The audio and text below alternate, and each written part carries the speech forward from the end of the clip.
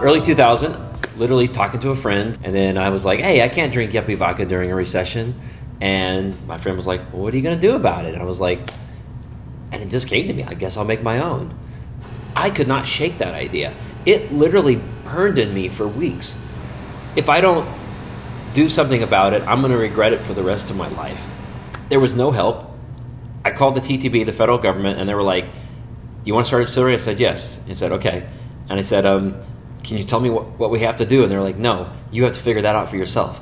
There was no roadmaps at all. What do we need? We need a licensed room, and we need a still. So we got a 10 by 12 foot commercial space, and we bought the smallest still we could find.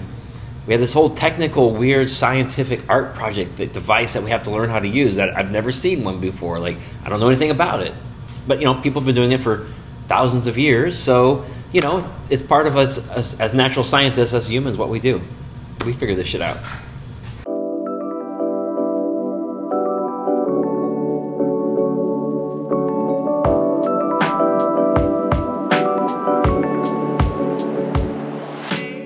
In 2004, we'd kind of done our first batches.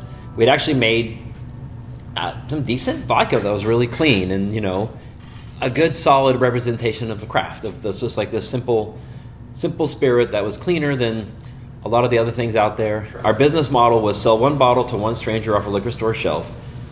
We just have to get to this point. I mean, right off the bat, we were selling like 40, 50 cases a month, and it was like, that was not part of any plan we ever had. But at that point, we're like, what can we make? And we started having fun with, infusions and flavors. Hot Monkey was one of the first products we had where it was like, we did a pepper infusion. It was great. I actually made it for a friend as a joke. But we were like, this is great. Let's just get it to market. Our one unit became 4 units. We're tearing down the walls. And eventually we started experimenting with gin. There was no examples, no technical help. And so we built all sorts of still designs. One of the most beautiful things we built with Gin 1, which by just experimentation, we still have some distillation techniques that I don't think anybody else is using yet. And so we have this gin that pulls incredibly deep, earthy, oily flavors out of juniper. And we just created that out of ignorance. And again, that's more of the art project day and more of exploring, like, here are the tools, here are the things. We weren't informed by how you're supposed to do it. So when we finally did learn the right way, we had kind of a depth of intuition that we wouldn't have had otherwise, and some, tricks up our sleeves.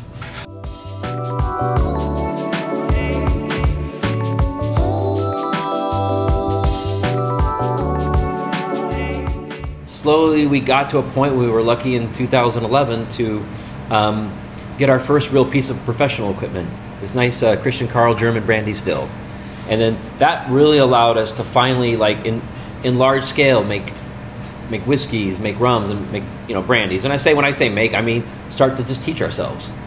There's distilling, which is watching a pot boil, and then flavors come off of it and you taste it. And when you're in the research phase, there is sort of this intense musing of standing in front of the still and kind of understanding what's coming off of it, right? But once you have a recipe down, then it's like a little easier to kind of like run that still. You're cooking an all-day stew on the stove, and you come in, you taste it at different stages, and then you put it in a barrel, and then it's like a slow musing of what's going on. You taste it over the years. So it's not as simple as just reading the book and following these statistics. Like, you kind of learn like whiskey behaves differently in different climates, in different barrels, and different stills, and so there's all this learning. So this slow contemplation and feedback of that, I mean, it's kind of glorious. It's putting liquid into barrels and waiting years. I mean, what a crazy, wonderful thing to do.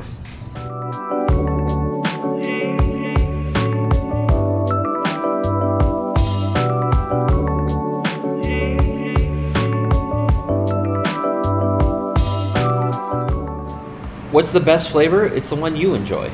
I always joke, what's the best cocktail? It's the one in my hand.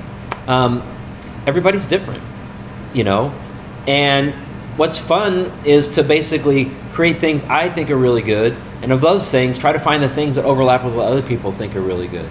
Craft distilling is about being sort of like in a pleasurable environment where people are happy, and we're just trying to like make life a little better.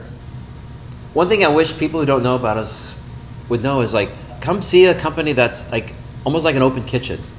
They're transparent. You can see what it is. You can try a lot of interesting things that are kind of surprising.